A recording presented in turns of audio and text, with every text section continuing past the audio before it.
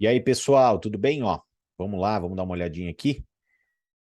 Aqui está o mais importante dessa semana, né? Que é os dados da inflação norte-americana que saem nessa quinta-feira, às 9h30 da manhã. Então, se o número vier acima e mostrar que não se encontrou um pico de inflação, a gente vai ter provavelmente aí um despejo no mercado. Se o número vier abaixo, podemos ter aí um respiro do mercado, tá? Então aqui é o mais importante da gente acompanhar essa semana. Então, né, quinta-feira, 9h30 da manhã, a gente vai ter esses números, tá? Que eu acredito que vai ser muito, muito, muito, muito importante, tá? Graficamente, né? Bitcoin, gráfico diário, nitidamente a gente tem aqui uma linha de resistência, nítida, né? Então essa linha de resistência ela vem aqui do topo, vem descendo.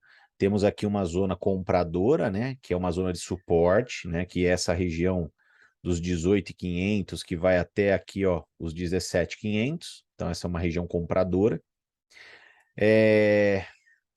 Perdemos uma linha de tendência de alta que a gente estava formando aqui, né? Então a gente estava formando uma linha de tendência aqui, ó, meio que devagarzinho, mas estava se fazendo topos e fundos ascendentes. A gente perdeu, veio retestar esse fundo aqui. Vamos ver como é que o preço vai se movimentar hoje, né? É bem plausível que ele, depois que perdeu essa linha de tendência, ele possa vir a testar a linha de tendência para continuar o movimento para baixo. Se ele recuperar essa linha de tendência, mais uma vez, a gente pode vir até ter o reteste, né, dessa linha de tendência macro, tá? Então, mais ou menos é isso que a gente tem que observar no curto prazo, né? É observar se o Bitcoin ele vai conseguir recuperar, se ele vai fazer disso daqui uma armadilha, né? O dia de ontem ter sido uma armadilha para conseguir recuperar e vir testar essa região, ou se ele vai testar aqui a região dos 19.380, 19.400 e já vai rejeitar, né, dando continuidade a essa queda, pelo menos até essa base, até esse suporte. Reparem, né, o volume, né? O volume muito grande nessa área, então um volume de negociação muito grande, o preço ele tende a ficar preso aqui, e aí a gente tem o ponto de controle macro, né? O ponto de controle de maior volume, ele está exatamente aqui, ó, nos 20 mil dólares. Por quê? Né? Porque provavelmente aqui nessa alta tem muito trader preso na operação, né? Que abriu long e o mercado foi contra, o cara está preso. Então, o maior número de ordens está nessa região aqui para provavelmente sair da operação, né? A não ser que a gente tenha resultados econômicos muito satisfatórios que simplesmente façam com que o preço faça isso, né? Venha, teste esses 20 mil, ache suporte para romper esse triângulo que está formando. Esse triângulo descendente, ele romper para cima. Então isso vai depender muito de quinta-feira, tá? Não acredito que vai acontecer antes, eu acho que a gente vai ficar numa lateralidade. O que eu separei aqui, e eu queria mostrar para vocês, é essa figura gráfica aqui, ó, tá vendo? Eu separei esse padrão gráfico para vocês verem um triângulo ascendente, né? Como é nítido que estamos formando um triângulo ascendente.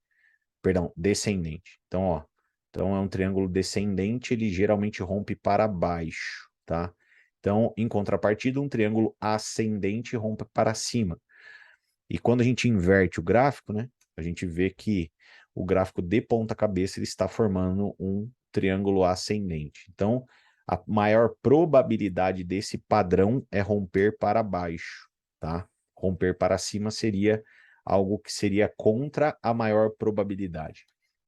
Então, ficar de olho, ficar observando, mas enquanto estivermos abaixo dessa linha de tendência, né, estamos em tendência de baixa, nessa linha de tendência maior aqui, né? Não digo em tendência de baixa, mas estamos numa lateralidade, né? Tá lateral, e a gente vê isso aqui nas médias rápidas, né? Então, por exemplo, a média de 20, que é uma média mais rápida, essa média azul, ó, tá vendo como ela tá lateral?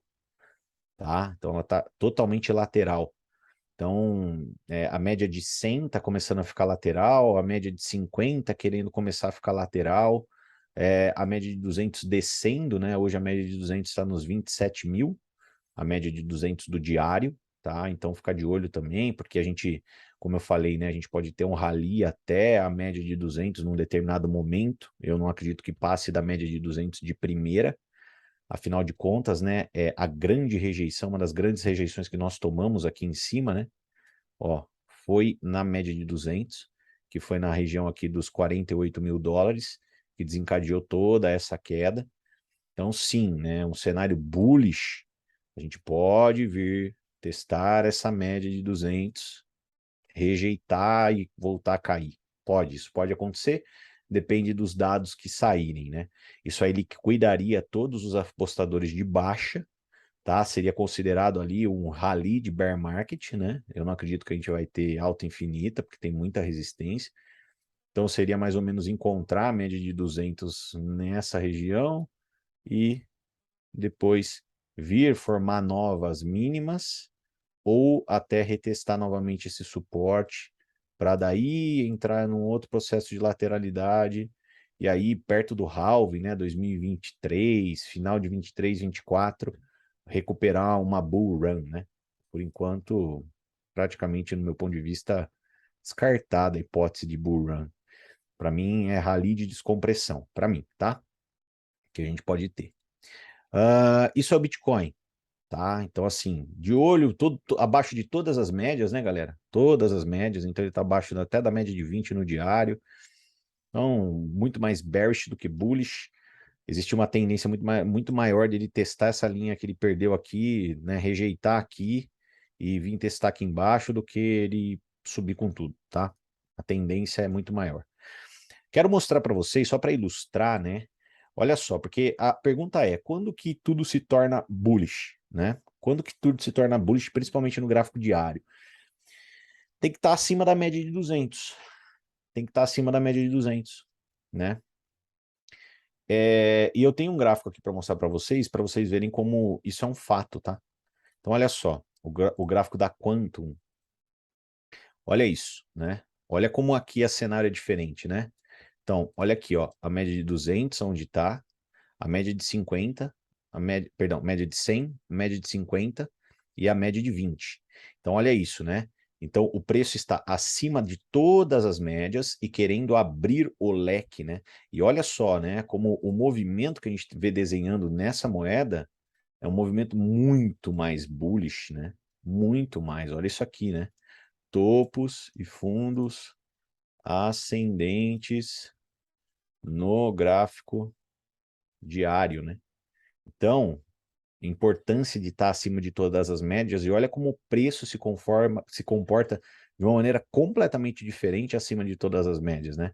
Entregando de verdade que, poxa, estamos num cenário bullish, tá? Então, o Bitcoin, ele se comporta lateral e tal, com muita fraqueza, mas olha só quando ele recupera todas as médias, o quanto que ele pode acelerar em termos de ganho, né? Se a gente for pegar, né, do topo até o fundo, do fundo aqui até o topo, né, já foram mais de 300% de valorização nessa moeda, tá? Dólar.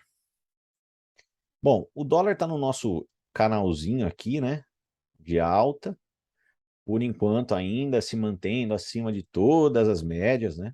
Todas as médias apontando para cima, média de 20, média de 50, de 100, de 200.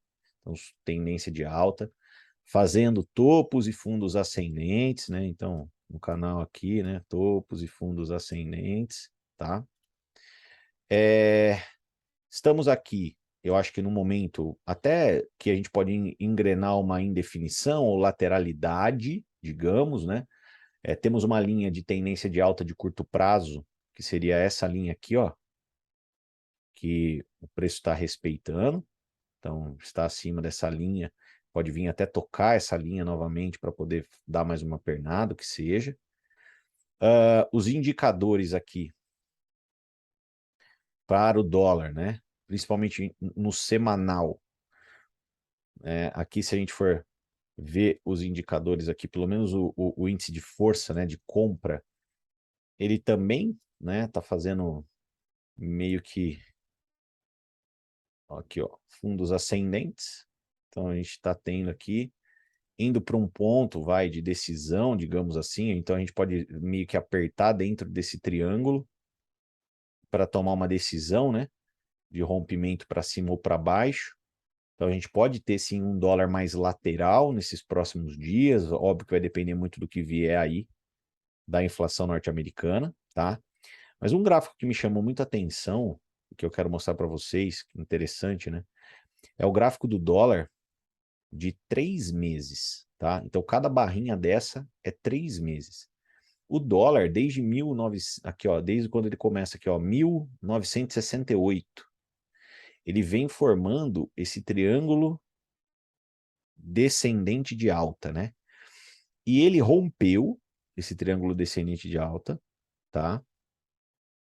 Testou o triângulo, que coincidia com, né, a linha de resistência que ele rompeu. Então, ele teve um rompimento verdadeiro, um reteste. Aí ele lateralizou durante um período, né? Que como são 3 meses de gráfico aqui, é um período extenso. Então ele ficou durante um longo período lateralizando e teve o rompimento, tá? Só para vocês terem uma visão, tá? O alvo desse rompimento que ele teve aqui, né? Desse double bottom, né? Desse fundo duplo que ele formou aqui, ó. Tá? Então, a hora que ele rompeu, o alvo do rompimento, desse rompimento, no curto prazo, é aqui os 120, que coincide, tá? 120, né? 120, 121, que coincide com esse topo, beleza? Então, podemos sim ter ainda um movimento do dólar até os 120, porque ele não atingiu o alvo ainda dessa figura. Pode ser que ele não atinja, pode ser que ele não atinja. Mas olha que interessante, se a gente traça o alvo desse triângulo gigante, né, de décadas de triângulo, a gente tem aqui, ó, um outro alvo, né? A gente rompeu aqui, retestou, então vamos traçar daqui, ó. A gente tem aqui um alvo de 135, tá? Então, o que que a gente pode, o que que pode acontecer, né? Pensando um pouquinho em price action. Então, a gente pode sim ter aí essa pernada do dólar até essa região dos 120, tá? Um pullback para testar essa quebra, que ele não chegou a testar ainda no gráfico de 3 meses, tá? Para ter uma última pernada até o alvo desse triângulo, para daí aqui a gente tentar ou acontecer algum processo de inversão de tendência. Então a gente pode ter, gente, anos aí, tá, de bear market, podemos ter aí anos de lateralidade, com o dólar ganhando força, com a economia do mundo indo para o saco. Então isso é uma probabilidade, né? Então a gente tem esses padrões aqui, é óbvio que depende de dados econômicos, a gente pode acontecer tudo, né? Do lado direito do gráfico aqui não tem história. Então a gente só tem que ficar meio esperto, porque se a economia não responder, se a gente tiver aí a inflação continuada, problemática e tudo mais, as economias norte-americanas, a economia dos países da Europa também, então a gente está aí num gráfico do dólar extremamente bullish, né? Que ele pode continuar subindo sim, fazer pullbacks para continuar subindo nesse cenário aqui, tá? S&P. O S&P, ele perdeu a mínima de junho, que é essa linha azul, ele perdeu, tá? Vou aumentar aqui para ficar mais fácil. Perdeu. E ao perder, o que que acontece? Veio, perdeu. Ele tentou aqui dar um respiro, bateu em FIBO, né, numa retração de FIBO e perdeu. Então hoje ele está sendo negociado, né, abaixo das mínimas de junho. Então ele está abaixo, né, abaixo desse bloco azul aqui, tá? Que seria essa zona. E reparem, né, quando ele perdeu, no dia seguinte que ele perdeu, ele veio, ele ainda retestou e foi rejeitado. Então, enquanto o S&P não consegue ficar acima dos 3.660 pontos aqui, a gente está aqui numa situação bem complicada, tá? Uma situação aqui onde ele pode sim confirmar mais um pivô de baixo, tá? Então, o que seria fazer isso aqui, ó, tá? Eu acredito muito que a gente vai vir testar essa cunha que ele está se formando aqui, que ele formou, né? Esse padrão gráfico de cunha megafone, que ela abre, ó. Então eu acho que ainda a gente vai vir testar, como já viemos testar algumas vezes aqui, ó, a base dessa cunha, tá? Para daí depois ter um movimento de alta. O que está segurando o S&P nesse lugar, tá? Nesse lugar onde ele está, é a média de 200 semanal do S&P, tá? Então deixa eu colocar aqui para vocês. Então o S&P, ele está no ponto dos deuses, digamos assim, né? Está sobre a média de 200 semanal. Esse é o ponto dos deuses. Na história, o S&P já perdeu essa média algumas vezes, né? Se eu não me engano, acho que foram 2 vezes. Aqui, né, foi, se eu não me engano, acho que foi Covid, então ele perdeu essa média no Covid, e teve algum outro momento na história, esse daqui não é o gráfico total do S&P, né? Esse gráfico é um gráfico mais limitado, mas teve um outro momento na história que ele perdeu também. E foram 2 grandes problemas, né, de economia global. Então a gente pode sim, né, ter mais um momento na história onde o S&P vai perder a média de 200, vai vir testar a base dessa cunha megafone para daí depois tentar recuperar e tudo mais, né? Que é um ponto que os economistas mais bearish estão apostando, né? De um bear market bem mais prolongado, de 2, 3 anos, né? De bear market aí para os próximos 2, 3 anos, tá? Então o S&P é muito ruim o que aconteceu semana passada, porém agora está numa zona de um grande suporte. Então é aquela história, né? Vamos esperar o que vai acontecer na nos dados da inflação para ver como que a economia norte-americana vai responder e, obviamente, né, se responder positivamente, eu acho que a gente pode ter um rally de descompressão, que seria mais ou menos o S&P, ele vir testar novamente essa linha, né? Essa linha de tendência de baixa aqui, que está norteando o preço, tá? Então ele vir testar, ele pode sim vir testar, que seria mais ou menos essa região desse topo, fazer um topo duplo aqui para continuar caindo, ou se não fazer bater aqui, fazer um pullback para poder quebrar. Né? Isso aí, obviamente, vai depender muito da economia global, para ver como que a economia global vai estar se portando, o que vai estar acontecendo. Nasdaq, mesma condição, né? Perdeu o fundo, que aconteceu o fundo de junho. A perda desse fundo vira resistência, então uma zona de suporte vira resistência, então está abaixo da resistência, o S&P, né, tirando as médias agora só para vocês entenderem, está abaixo aqui da resistência, então aqui era suporte, perdeu, virou resistência, então reparem, né, pum, agora aqui pode dar uma cabeçadinha para poder passar essa região, não vai ser tão simples assim. Pode ser que a gente tenha aí alguns dias de lateralidade também. Euro, jogo rápido aqui no euro. Gente, o euro, né, ele está tentando fazer, né, meio que um bear trap, né? Então, tipo assim, uma mínima, mas a semana passada a barra foi muito feia, né?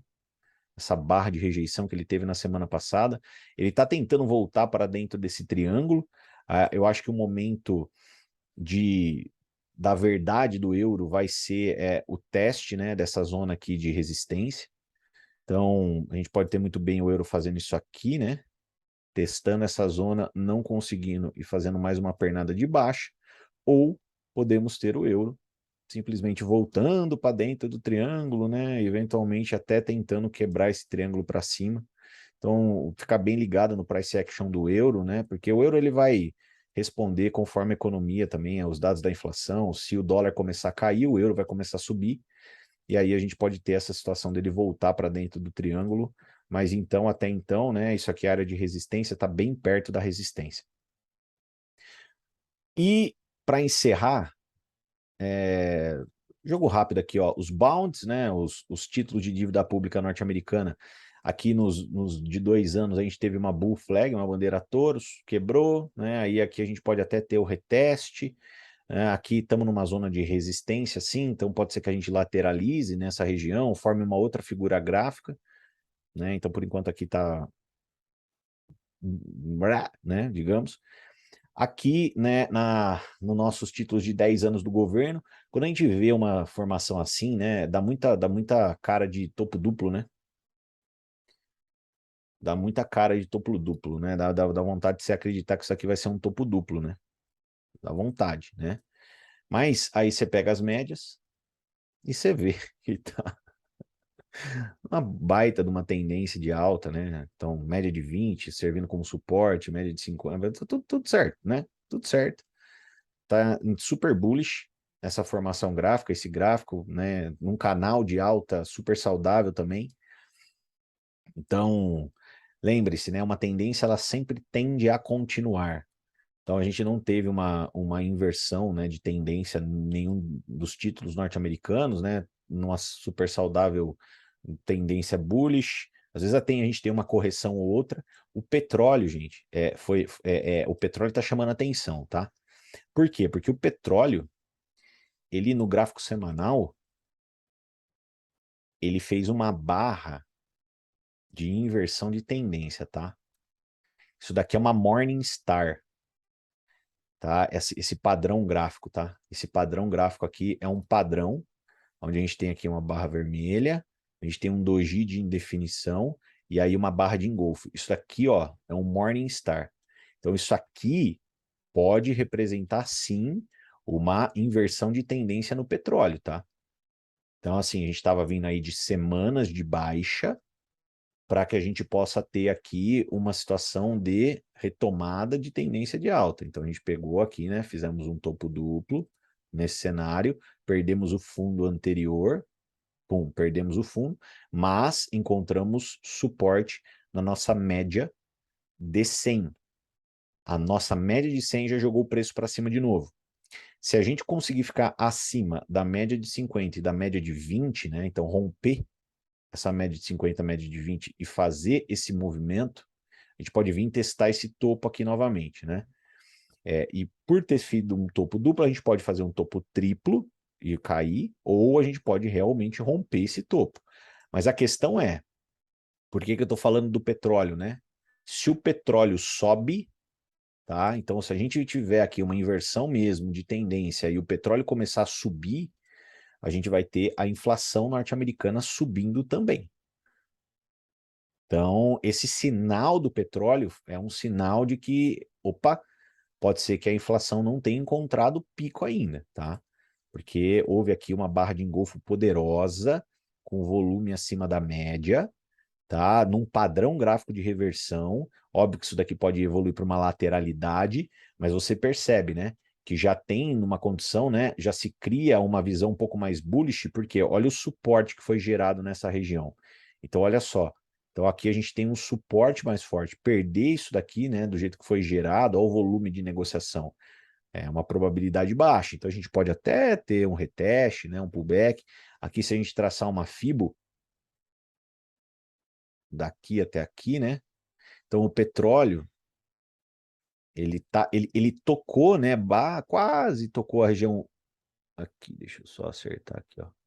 Então ele pode ter um pullbackzinho, tá? Até essas regiões, né? Do 87, 85, 82.